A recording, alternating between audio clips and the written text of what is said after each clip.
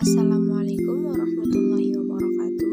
Saya Azizah Dwi Ranti dari kelompok 11 mata kuliah Ulumul Hadis. Dosen pengampu Bapak Muhammad Zaki MPD.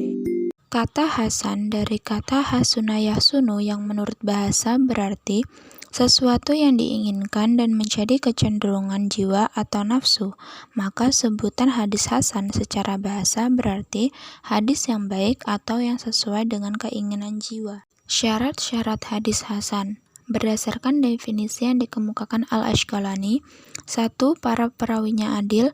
2. Kedabitan perawinya di bawah perawi hadis sahih. 3. Sanad-sanadnya bersambung. 4. Tidak terdapat kejanggalan atau syadz. Dan 5. Tidak mengandung ilat. Syarat-syarat hadis hasan berdasarkan definisi yang dikemukakan At-Tirmidzi: 1. Para perawinya tidak tertuduh dusta. 2. Matannya tidak syadz atau janggal. Dan 3. Ada perawi lain yang meriwayatkan hadis tersebut. Pembagian hadis hasan: A. Hasan li dzati, B. Hasan li ghairi. Kehujahan hadis hasan: hadis hasan sebagaimana kedudukannya hadis sahih, meskipun derajatnya di bawah hadis sahih, adalah dapat dijadikan sebagai hujjah dalam penempatan hukum maupun dalam beramal. Para ulama hadis dan ulama usul fiqh serta para fuqaha sependapat tentang kehujahan hadis hasan ini. Martabat hadis hasan: pada hadis hasan juga terdapat tingkatan silsilah sanad, mulai dari yang paling tinggi, martabat kehasanannya, sampai ke martabat yang paling rendah. Menurut Az-Zahabi, martabat yang paling tinggi ialah: pertama, Bahz bin Hakim dari ayahnya, kemudian dari kakeknya. Kedua, Amr bin Syu'aib dari ayahnya, dari kakeknya. Ketiga, Ibnu Ishaq dari At-Tamimi. Hasan sahih dan Hasan sahih gharib menurut Hasan sahih dan Hasan sahih gharib menurut At-Tirmidzi. Terhadap sebutan Hasan sahih, ada yang mengatakan sebutan ini menunjukkan bahwa hadis tersebut lebih tinggi nilainya dari hadis hasan. Ada juga yang mengatakan bahwa dengan sebutan itu hadis dimaksud memiliki dua jalan sanad, yaitu yang satu jalan nilainya hasan dan yang lainnya sahih. Hadis dhaif: kata dhaif menurut bahasa berarti yang lemah, sebagai lawan dari kata qawi yang kuat. Maka sebutan hadis dhaif secara bahasa berarti hadis yang lemah, yang sakit atau yang tidak kuat. Secara terminologis, para ulama mendefinisikannya dengan redaksi yang berbeda-beda. Pembagian hadis dhaif: dhaif dari sudut sandaran matannya.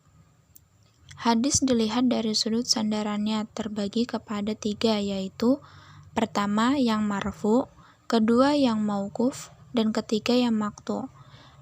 Hadis mauquf: kata mauquf dari kata waqaf, yaitu yang secara bahasa artinya yang dihentikan atau yang diwakafkan. Hadis maqtu': kata maqtu' dari kata qata'a yaqta'u, yang menurut bahasa berarti yang dipotong, yakni dipotong sandarannya hanya pada tabi'in. Dhaif dari sudut matannya: hadis-hadis yang termasuk dhaif atau lemah dari sudut matannya saja ialah hadis syadz.